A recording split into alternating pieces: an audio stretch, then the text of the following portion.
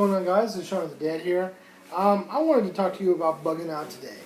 I was trying to rewatch World War Z, and I was having a little bit of a difficult time with it. I turned it on and watched a little bit of it, and then I turned it off, and then I turned it back on, watched a little bit more, turned it back off again. I kind of stopped watching it.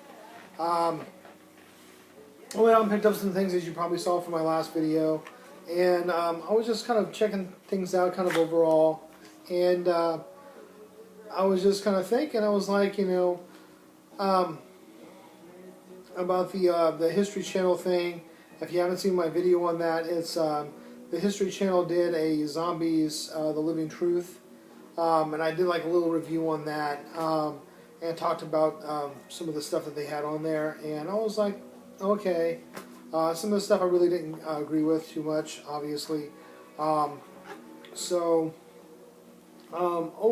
I was like, well, what am I looking at here? So I started thinking back, and I started reviewing a lot of things in my mind about shows that I've watched, like movies and TV shows and different zombie survival things. And people have this romanticized notion of bugging out.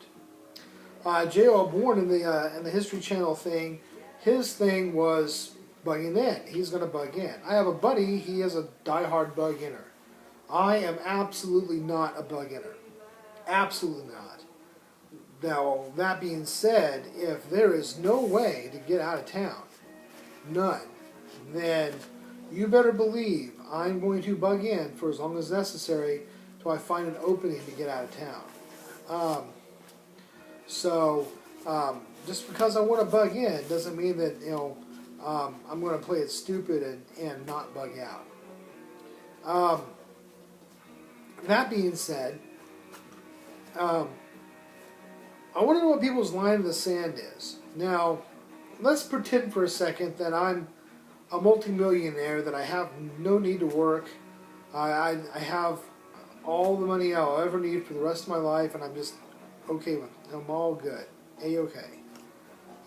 Let's pretend.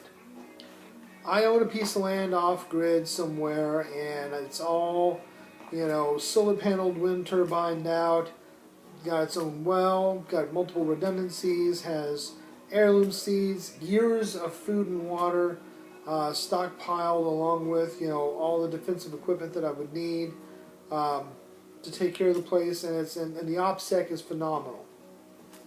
Right? So I have that. Pretend. And I'm a city guy. I mean, I might want to go have sushi today. I might want to go have Indian food tomorrow. I might want to go have Korean American fusion the day after that. I like the things that the city has to offer as far as fine cuisine, entertainment, things like that. I like going around from place to place doing stuff. I enjoy that. I'm a social guy. So I'll probably live in the city, or at least close to, very, very close to the city, until I get older. Then I just don't care to come out and go dicking around as much as I do now on a regular basis. So with that being said, if I was that kind of rich, I hear about one bath salts attack, I'm out of town, gone. I'm taking friends, family, whatever, whoever's in my inner circle. If I have the opportunity to stop and get some on the way out, I'll stop and I'll get some, some meats, potatoes, some barbecue sauce, maybe a few cold ones, and we are going to set up a barbecue, and we are going to just chill out until the situation is rectified, and then we'll come back home. As if I'm rich, I can do that. I'm not rich, so we can stop pretending. I got to be at work. I can't just go, dude, there's a bath salts attack. I think it's a zombie. I'm gone. If it turns out to be nothing, I'll be back. I'll see you tomorrow. Or in a couple of days, depending on where my bug out location is. I'll see you in a couple of days if it turns out to be nothing. What?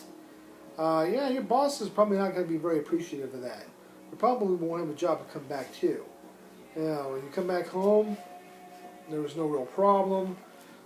Boss is like, you're fired. People don't want to put themselves in financial ruin.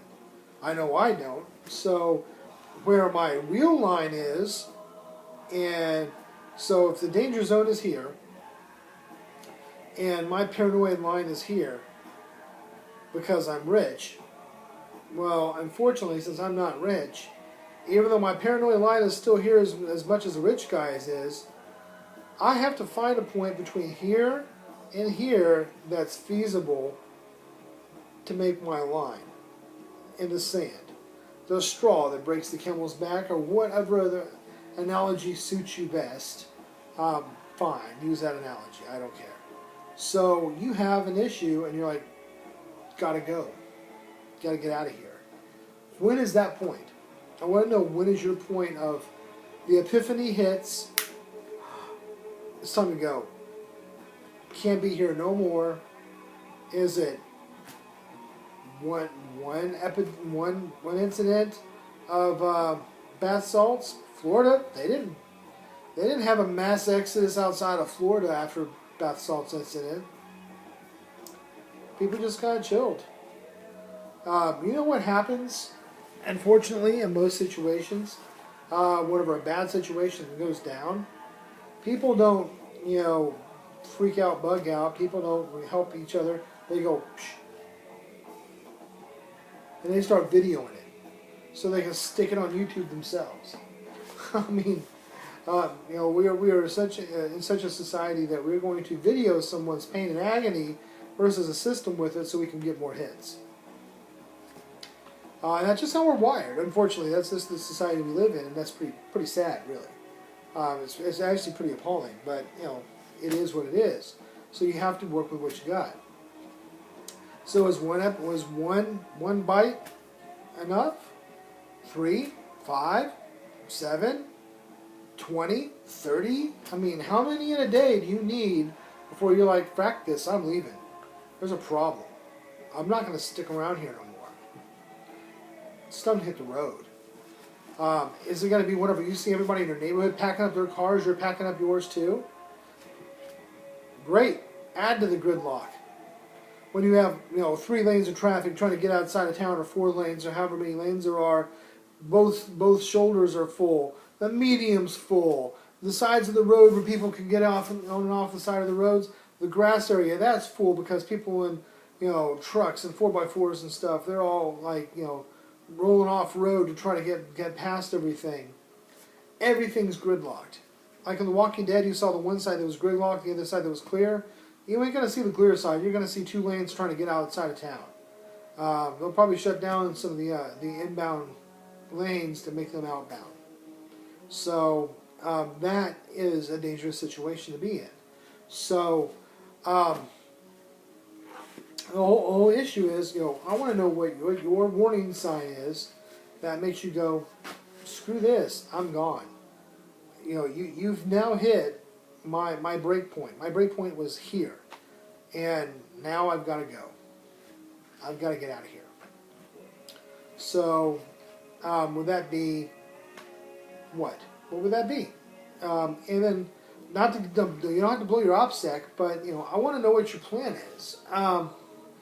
Is your plan take side streets, run through people's yards? Do you have an escape plan that doesn't involve roads? Are you going to try to hoof it out? I mean, what is your bug out plan? My bug out plan is to try to get bug out before everybody else does. If that's not a possibility, then I'm stuck bugging in until there's enough of a clear patch that I can go. And unfortunately, that's how it's going to be. Cities are going to be congested, traffic jams of mess, and the rest of the roads will be fairly sparse where you can kind of zigzag around.